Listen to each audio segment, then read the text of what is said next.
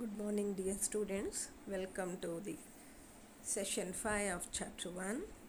In the previous class, in session 1, you learn about electronic components and in history.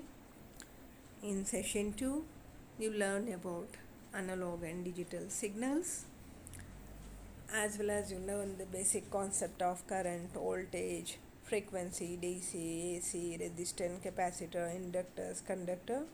And in session 3 you learn about different waveforms, electronic waveforms. In session 4 we have learned about logic families like small scale integration, medium scale integration, large scale integration, very large scale integration, as well as ultra large scale integration. How based on this they have constructed the different types of logical circuits that we have understand with examples in our previous session. In session 5, let's understand about digital ICs classification. In case of ICs classification, ICs, nothing but integrated circuits, have been classified into two types. One is bipolar family and second one is MOS family, which we also call as an unipolar family. Okay, what do you mean by bipolar family? The families that include bipolar technique or bipolar technology, those we call as an bipolar families. The bipolar categories consist of 5 types of logic families, that is DTL, TTL, RTL, ECL, IIL. What is this? DTL means diode transistor logic family, TTL means transistor logic family, RTL means resistor transistor logic family, ECL means emitter coupled logic family, where in the case of last one is IIL, integrated injection logical family, which we also call I2 family, logic family. Then what is diode transistor logic family? All the logic diode transistor are nothing but all the logic is implemented here by using diode and transistors. The diode transistor logic family is one of the logic family where we implemented this logic by using diode and transistors. And what do you mean by transistor logic? Transistor logic means the logic gates are built only around by using transistors. Types of transistors ಅಲ್ಲಿ ಮುಖ್ಯವಾಗಿ standard transistor logic, high speed transistor logic, low power transistor logic, then Shockley transistor logic. Like this they have divided in different families. When you come for the third family, that is RTL, resistor transistor logic, in this logic again it has been implemented by using resistor and transistor.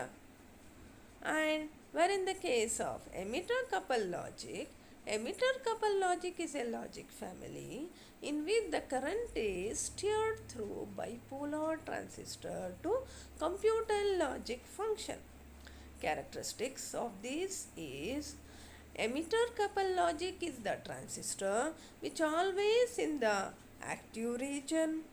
It can be changed its state very rapidly. It operates at very high speed. The propagation time can be less than a nanosecond. And what will be the drawback? The circuit requires a lot of power. Most of this power is wasted as heat. Okay, so how many families we have studied? diode transistor logic family, transistor transistor logic family, resistor transistor logic family, emitter couple logic family. Now let's understand what is metal oxide semiconductors. Metal oxide semiconductors, we also call it as an unipolar families.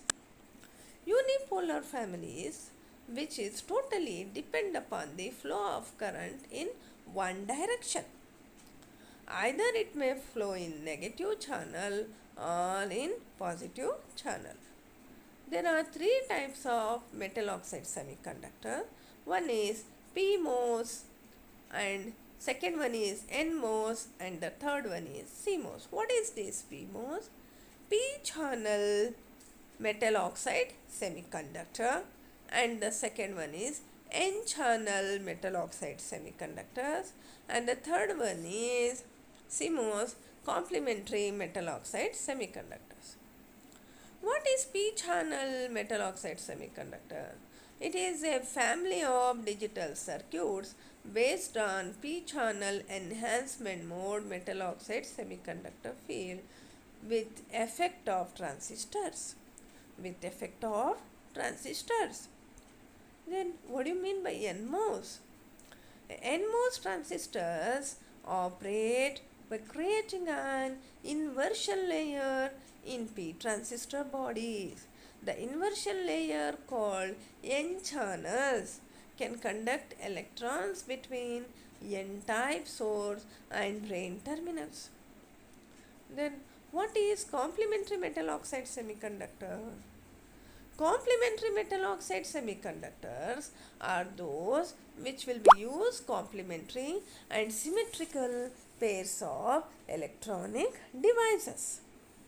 Electronic devices where you can use both P-type and N-type transistors, that is metal oxide semiconductor transistors.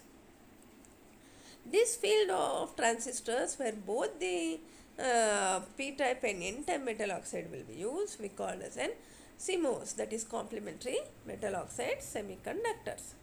So what is the characteristic of these? They have very high input resistance. They are compatible with one another. They possess high noise immunity. They have low static power supply drain. CMOS allows a high density of logic functions on a chip. Heat dissipation is low. It is simple. Sophisticated protection circuitry will be there. Sophisticated protection circuitry will be there. What will be the characteristic of CMOS?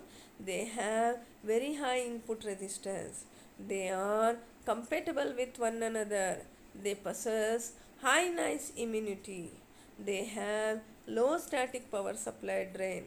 CMOS allows a high density of logic functions on a chip. Heat dissipation is low. It is simple. Sophisticated protection circuitry will be there. So, I hope you have understand little bit about the different logic families.